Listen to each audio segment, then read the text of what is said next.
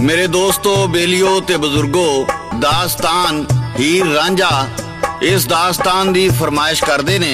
मंडी बहाउद्दीन तो शमशेर अली रांझा, ओमान तो हाजी मुहम्मद शरीफ, 119 9 एल साहिवाल तो अली अकबर, मुहम्मद जफर सियालकोट तो राय नवीद आरफ वाले तो यूट्यूब के जरिए अतिया रशीद साहिबा, अमृतसर इंडिया तो गुरमीत सिंह, लांडी कराची तो फौजी मुहम्मद रमजान अराई, सुल्तान अराई ते शौकत अराई। मेरे इन्हां दोस्तां ने फरमाइश कीती है कि हीर रांझे दे बारे सानू असल कहानी तो वाकफ कराया जाए। हीर कौन सी ते रांझा कौन सी ते इस दास्तान दी हकीकत की है। मेरे दोस्तों, तारीख इस कहानी दे बारे कई शवाहद पेश कर दी है। हीर रांझा पंजाब दे 4 मशहूर आशकां विचों एक सन। बाकी 3 मिर्जा साहिबा, सोहनी महिवाल ते सस्सी पुनू ने इस कहानी दियां कई शायराना रवायतां ने, जिन्हां विचों एक हीर वारिस शाह है जिहड़ी 1766 विच लिखी गई। ये हीर सियाल ते दीदो रांझा विच मुहब्बत दी दास्तान पेश करदी है। हीर रांझा कई शायरां ने लिखी, जिन्हां विचों सब तो पहलों दामूदर गुलाटी, जिन्हों दामूदर दास अरोड़ा भी कहा जाता है, इस कहानी दे ऐनी शाहद होण यानी अखीं वेखण दा दावेदार समझिया जाता है। इहदा लिखिया किस्सा पंजाबी अदब विच सब तो पहलों ते पुराना समझिया जाता है। उन्हें अपने शेरां विच आख्या है भई ओहदा ताल्लुक झंग नाल है। ओहदी इस नज़म दा नां हीर दा घर है। 16वीं सदी दे शायर शाह हुसैन रहमतुल्लाह अलैह ने भी अपनी शायरी विच हीर रांझे दा जिक्र कीता है। कुछ तारीखदाना दा ख्याल है भी ये कहानी फारस तो आई है, कुछ दा ख्याल है ये लफ्ज हीर यूनानी देवी हीरा तो लिया गया है, कुछ दा ख्याल है ये कहानी वारिस शाह दी असल तखलीक है, कुछ दा ख्याल है हीर रांझा असल करदार ने जेड़े 15वीं 16वीं सदी विच लोधी खानदान दे दौर विच रहिंदे सन। वारिस शाह ने बाद विच इन्हां नूं अपनी किताब विच इस्तेमाल कीता। वारिस शाह रहमतुल्लाह अलैह दा कहना है ये कहानी डूंगा मतलब रखदी है जेड़ी इंसान नूं खुदा दी तलाश वल ध्यान दिवांदी है। रांझा जिहड़ा तख्त हजारे दा रहण वाला सी, ओ भाबियां नाल लड़ के किवें हीर पिछे झंग आउंदा है, इहदा हाल पेश करदे ने लोक दास्तानां दे बादशाह सादक पट्टी बागमोड़ वाले। रिकॉर्ड करदे ने लाला जी ते लिखदे ने शायर नज़ीर सुल्तानी। रांझा तख्त हजारे दा रहन वाला, 4 भाइयां दा एक भरा यारो, छोटा सारियां तो लाडला सी, नाले बकरी ओदी आदा यारो। पिंड जट्टां दा तख्त हजारा जी, जिदे कोलों दी लंघ दा चुना है जी। बापू करदा ओनू प्यार बहुता, जेड़ा जट बड़ा दना है जी। दूजे भाई ते कर दे खेती बाड़ी, खेती बाड़ी है खेती बाड़ी, रांझा बंजली फड़ के बजामदा है।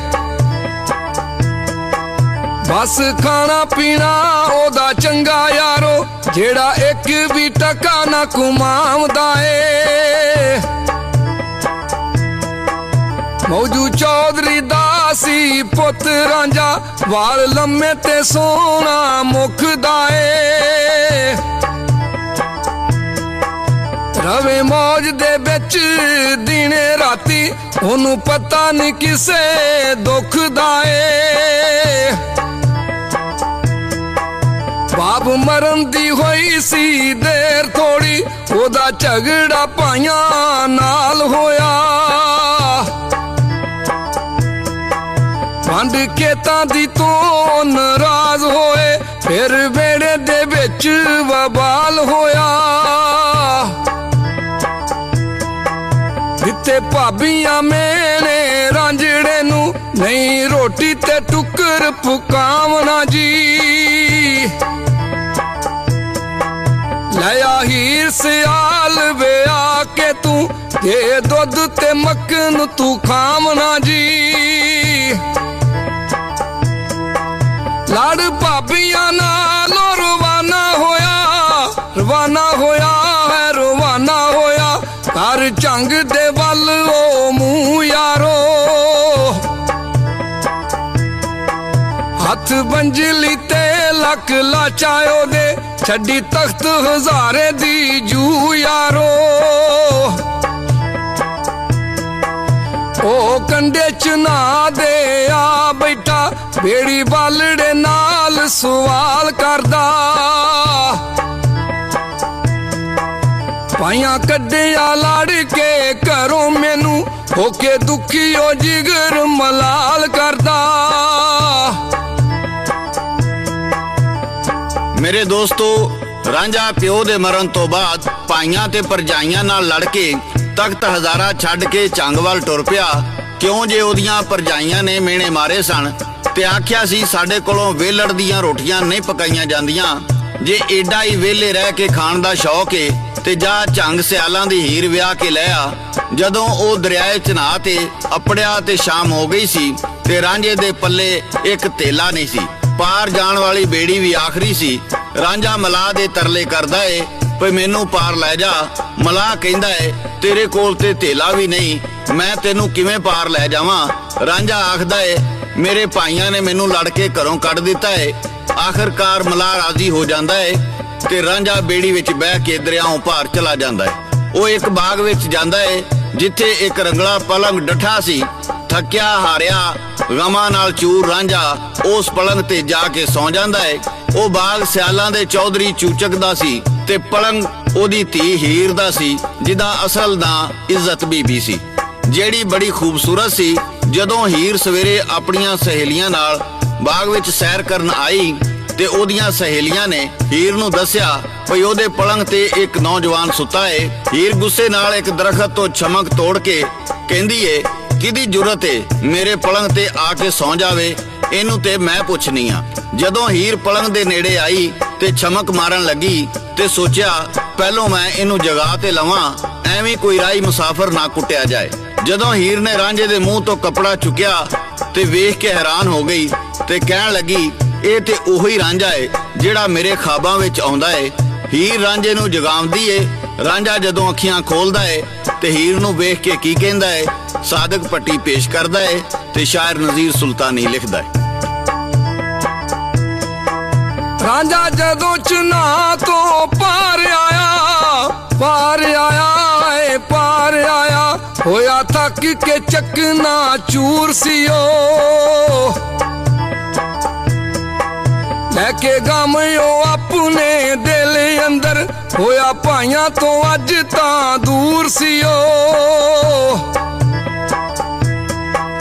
ਉਹ ਤਾਂ ਹੀਰ ਦੇ ਪਲੰਗ ਤੇ ਆਨ ਸੁੱਤਾ ਰੱਖ ਬੰਜਲੀ ਸਿਰ ਦੇ ਹੇਠ ਯਾਰੋ। ਅੱਜ ਕੱਲਾ ਹੀ ਵਤਨ ਤੋਂ ਦੂਰ ਹੋਇਆ ਜਿਹੜਾ ਬਾਪ ਦੇ ਘਰ ਵਿੱਚ ਸੇਠ ਯਾਰੋ। ਆਈ ਹੀਰ ਸੀ ਨਾਲ ਸਹੇਲੀਆਂ ਦੇ ਸੁੱਤਾ ਵੇਖ ਕੇ ਚਮਕ ਉਠਾਈ ਉਹਨੇ। ਕਹਿੰਦੀ ਕੌਣ ਤੂੰ ਪਲੰਗ ਤੇ ਸੌਣ ਵਾਲਾ, ਦਿੱਤੀ ਵਿੱਚ ਸਹੇਲੀਆਂ ਦੁਹਾਈ ਉਹਨੇ। ਰਾਂਝਾ ਉੱਠਿਆ ਬੰਜਲੀ ਹੱਥ ਕੀਤੀ ਮੈਂ ਆ ਰਾਈ ਮੁਸਾਫਰ ਦੂਰ ਦਾ ਜੀ। ਮੁਖ ਹੀਰ ਦਾ ਤੱਕ ਕੇ ਕਹਿਣ ਲੱਗਾ ਹੋਇਆ ਅੱਜ ਦੀਦਾਰ ਹਜ਼ੂਰ ਦਾ ਜੀ। ਕਹਿੰਦੀ ਬੰਜਲੀ ਹੱਥ ਵਿੱਚ ਇੰਜ ਫੜੀ ਜਿਵੇਂ ਰਾਂਝਾ ਕੋਈ ਤਖਤ ਹਜ਼ਾਰ ਵੀ ਏ।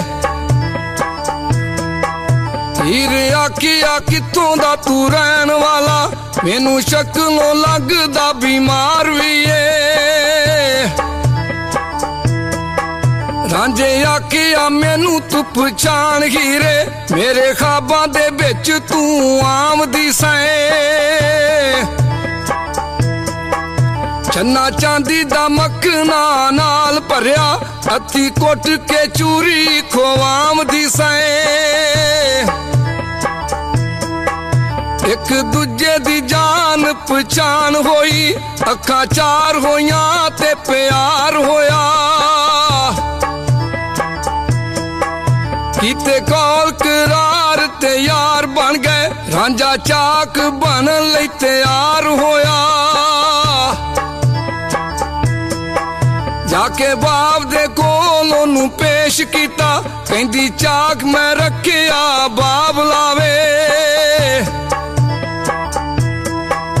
ਆਇਆ ਦੂਰੋਂ ਤੇ ਨਹੀਂ ਇਹਦਾ ਅੱਗਾ ਪਿੱਛਾ, ਦੇ ਨੌਕਰੀ ਸਕਿਆ ਬਾਪ ਲਾਵੇ। ਆਇਆ ਦੂਰੋਂ ਤੇ ਨਹੀਂ ਇਹਦਾ ਅੱਗਾ ਪਿੱਛਾ, ਦੇ ਨੌਕਰੀ ਸਕਿਆ ਬਾਪ ਲਾਵੇ। ਮੇਰੇ ਦੋਸਤੋ ਤੇ ਬਜ਼ੁਰਗੋ, ਜਦੋਂ ਹੀਰ ਰਾਂਝੇ ਨੂੰ ਲੈ ਕੇ ਆਪਣੇ ਬਾਪ ਕੋਲ ਆਈ ਤੇ ਆਖਿਆ ਬਾਬਲਾ ਇਹਦਾ ਅੱਗਾ ਪਿੱਛਾ ਕੋਈ ਨਹੀਂ, ਤੇ ਨਾਲੇ ਇਹ ਮਜ਼ਦੂਰੀ ਨਹੀਂ ਮੰਗਦਾ, ਰੋਟੀ ਪਾਣੀ ਤੇ ਰਹਿਣ ਦੀ ਜਗ੍ਹਾ ਤੇ ਨੌਕਰੀ ਕਰਨ ਲਈ ਤਿਆਰ ਏ। ਬਾਪ ਕਹਿੰਦਾ ਚੰਗਾ ਧੀਏ, ਇਹਨੂੰ ਮੱਝਾਂ ਦੇ ਵਾੜੇ ਵਿੱਚ ਲੈ ਜਾ ਤੇ ਜਾ ਕੇ ਕੰਮ ਸਮਝਾ ਦੇ। ਹੀਰ ਉਹਨੂੰ ਮੱਝਾਂ ਦੇ ਵਾੜੇ ਵਿੱਚ ਲੈ ਜਾਂਦੀ ਏ ਤੇ ਕਹਿੰਦੀ ਏ ਰਾਂਝਾ ਤੂੰ ਚੌਧਰੀਆਂ ਦਾ ਪੁੱਤਰ ਹੋ ਕੇ ਮੇਰੀ ਖਾਤਰ ਚਾਕ ਬਣਨ ਲਈ ਰਾਜ਼ੀ ਹੋ ਗਿਆ ਏ, ਮੇਰੇ ਪਿਆਰ ਨੇ ਤੈਨੂੰ ਮਜਬੂਰ ਕਰ ਦਿੱਤਾ ਏ ਤੇ ਫੇਰ ਕੀ ਹੁੰਦਾ ਏ। ਮੇਰੇ ਦੋਸਤੋ, ਇਹ ਅਸੀਂ ਤੁਹਾਨੂੰ ਦਾਸਤਾਨ ਦੇ ਦੂਸਰੇ ਹਿੱਸੇ ਵਿੱਚ ਦੱਸਾਂਗੇ। ਸ਼ਾਇਰ ਨਜ਼ੀਰ ਸੁਲਤਾਨੀ, ਸਾਦਕ ਪੱਟੀ ਤੇ ਲਾਲਾ ਜੀ ਨੂੰ ਇਜਾਜ਼ਤ ਦਿਓ। ਅਸੀਂ ਫੇਰ ਕਿਸੇ ਨਵੀਂ ਦਾਸਤਾਨ ਨਾਲ ਦੁਬਾਰਾ ਹਾਜ਼ਰ ਹੋਵਾਂਗੇ। ਉਦੋਂ ਤੱਕ ਅੱਲਾ ਨਿਗਹਿਬਾਨ, ਅੱਲਾ ਨਿਗਹਿਬਾਨ, ਅੱਲਾ ਨਿਗਹਿਬਾਨ।